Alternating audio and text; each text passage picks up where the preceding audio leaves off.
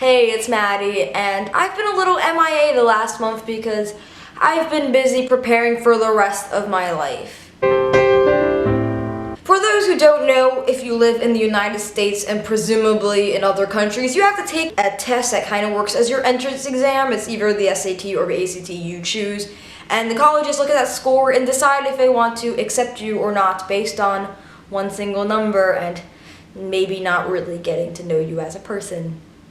It's a great system. I've been doing this ACT/SAT prep tutoring thing after school. I have to do this thing for 3 hours after school, sometimes Mondays, Tuesdays, Wednesdays, and Thursdays. And the whole English part is surprisingly really hard too. You would suspect, being an American, growing up in the United States and living in an English-speaking household and taking English my entire years of being a school student, I should be able to do well on this section.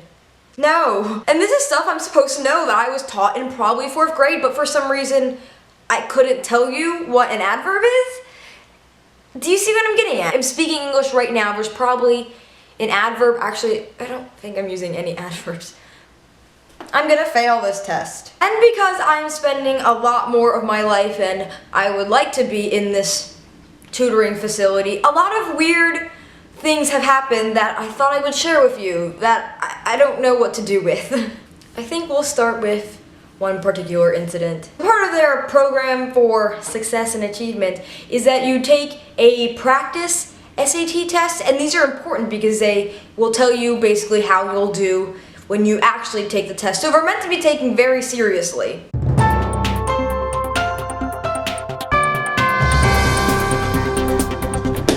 This is it.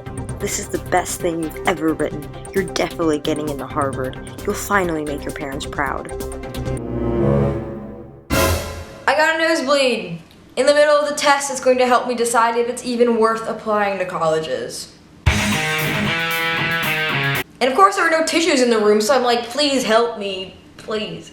That was my left hand. I was doing just fine before I had the nosebleed, and then every page after the one splot of blood, it was just bad. We don't talk about that. But it's really hard to pass a test when you have a literal Niagara Falls of blood just streaming down your face from one nostril. It's really hard to concentrate on something when you're a little scared that you're going to bleed out because your nose decided to burst in the middle of an essay. That was disgusting. My nose didn't burst, it just bled profusely. Let's move on. This one's a little gross. I don't even know if it's really grosser than blood, but it might rank pretty high up there. There's a lady who teaches me for the English section of the ACT/SAT. She's a very lovely lady, and we're just there reading some piece of American literature, and she just brings up the fact that she has bed bugs infesting her house. Why would you share this information? And I remembered that earlier that week she had asked for a ride home in my car to our house from the tutoring place. She asked me to drive her home because I'm not an asshole. I was like, yes, please. My car is your car. And she's telling me how they're infesting her house and cleaning on her bed sheets and her clothes. And she was in my car. But now I'm a slight bit alarmed, and I think it's very reasonable to be alarmed. What are the nature of bed bugs? Are they in my car because they were on her clothes? Are they now in my own house? I don't know, maybe I'm over-exaggerating, or maybe I just really hate bugs, but bed bugs. Regardless to say, I'm not getting into my bed at night with exact ease and comfort. I think that's enough. Hi there, it's me. I'm just editing the video, and I thought you had the right to know that my teacher with the bed bug issue has not returned the work since I last spoke to her about her bed bug ordeal. They got to her. The bed bugs got to her. I mean, just RIP bed bugs. They'll do that. They'll take your job and life away. Next, I have this other teacher who occasionally steps in for my bed bug infested teacher. She's not bed bug infested. Her house, she could be. Who steps in occasionally for bed bug lady. And his name rhymes with Dick. I won't say his name. This man is infatuated with Justin Bieber. He loves Justin Bieber, and it's the strangest thing I've ever seen. I was sat down for a lesson. He comes over with his bag and just pulls out a Justin Bieber calendar. It's like showing me the pages. I was like, wow. Is this how my mom views me on my obsession with Dan and Phil? He just had all the collectibles for Justin Bieber. I was just standing there like, congrats. I don't think he's married. They also have a water fountain that you can obviously hydrate yourself with. He goes, do you want a drink of water? And I said, no, I'm good, thank you. And he's like, no, you want a drink of water? I was like, yes, I do want a drink of water. Thanks for telling me. And I go over and I grab a normal translucent white cup to put my H2O in. And he hands me this.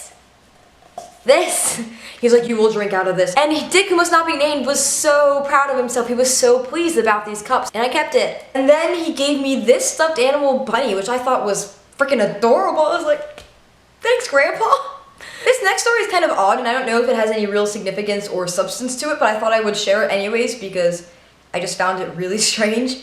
What happened was, my phone's at 1%, I'm looking at my phone, and this door opens in a testing room, and this little kid just pops his head out, looks at me for about a second, and goes right back in. I'm like, okay, cool, thanks, bye. Then the door opens a second time, and at this exact moment, my phone decides to die and go to heaven or hell. I don't. And he looks at me and says, you're not supposed to be on your phone. And then the kid just walks over to the table right in front of me, grabs me, I think it was a Guinness World Record book, opens it, and just puts it on my lap and leaves without a single word to follow. And I'm a very over-analytical person, so I was staring at this book, looking at the pictures. I'm like, what is this kid trying to tell me that I don't know? Is he trying to tell me, don't live on your phone and experience the world, or freaking go read a book or something? I don't know. Maybe there's nothing to it, I'm just overthinking it, but it really freaked me out. I was like, what does this kid want? What is he telling me? Is there something I should be doing in life? Is there something on this page that I'm supposed to see? Because I didn't see anything besides a huge hamburger that was the biggest hamburger in the world. Like, and then my mom came and I literally ran out that door. I was like, what the fuck is that? Like, what the Maddie realized that she had done something clearly not a work of her own, but an act of the devil for having done the sign of the cross with the left hand earlier in the video. So yeah, these last few months have been a little bit weird, and I'm not really sure what to make out of it besides a video. Ha! Unsubscribe.